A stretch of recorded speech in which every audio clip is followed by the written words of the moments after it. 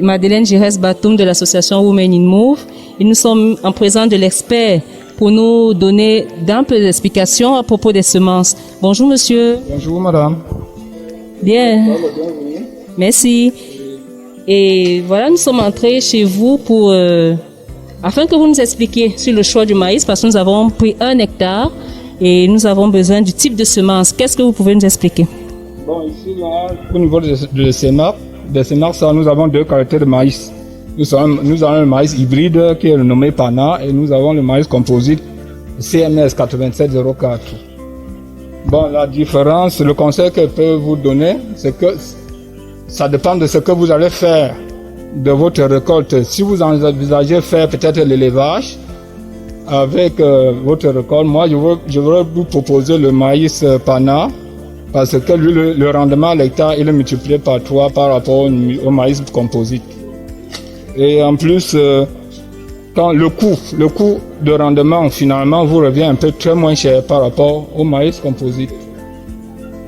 Et c'est beaucoup plus apprécié aussi dans le domaine brassicole. D'accord. Quels sont les avantages à la consommation liés à la consommation du maïs? Le maïs entre dans la consommation humaine, à tous les niveaux, que ce soit animal ou humaine. La population mondiale ne fait que se quadrupler. Il faudrait peu d'espace agricole pour nourrir bon nombre de gens. Ce qui permet aujourd'hui que la majorité des gens préfèrent cultiver le maïs composite parce qu'ils visent le rendement pour satisfaire le marché. À tous ceux qui hésitent de se lancer dans l'agriculture et face aux conséquences liées au Covid aujourd'hui, quels sont les conseils que vous pouvez nous donner à tous ceux qui hésitent de se lancer dans l'agriculture? Moi, je l'encouragerais plutôt à s'y investir dans l'agriculture. Puisque chaque jour on mange, il faudrait davantage de nourriture pour nourrir la masse de population mondiale qui va se croître. D'accord. Merci monsieur. Merci de nous avoir accueillis chez vous. Nous reviendrons vers vous pour plus d'autres informations. D'accord. Merci. Voilà, chers internautes, nous sortons de chez l'expert qui nous a édifié à propos du type de semences à choisir. Nous avons eu affaire à 2 types de maïs, l'hybride et le composite. Et au terme de notre enquête, nous pouvons vous apporter un conseil. Pour vos semences, il est préférable de choisir le maïs de type hybride car il vous permet de gagner en productivité. Je vais maintenant vous montrer notre exploitation agricole.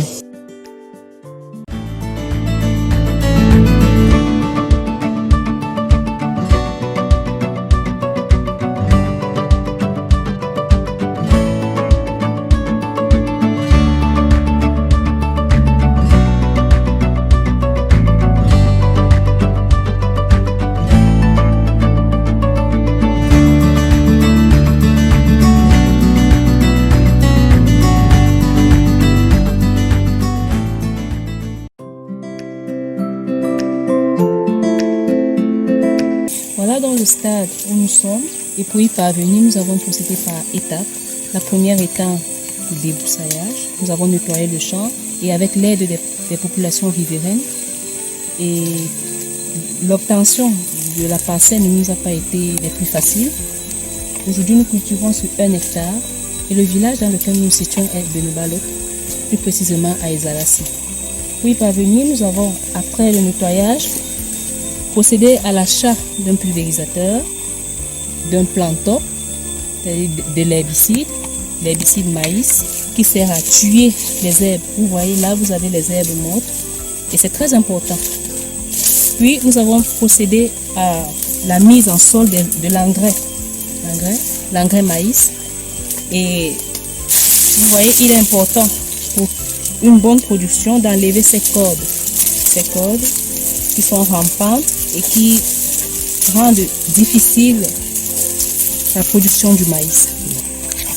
À propos de l'herbicide maïs, c'est très important parce que ça contribue à lutter contre les insectes qui tuent le maïs, comme ce que vous avez en image. Donc c'est très important à ce stade-ci de le mettre, non sur le maïs en question, mais tout autour afin de tuer les herbes et les insectes qui sont incorporés dans le sol. Comme je vous le disais tantôt, voici le stade où se trouve notre exploitation et dans à peu près 1 mois, nous obtiendrons les premières floraisons.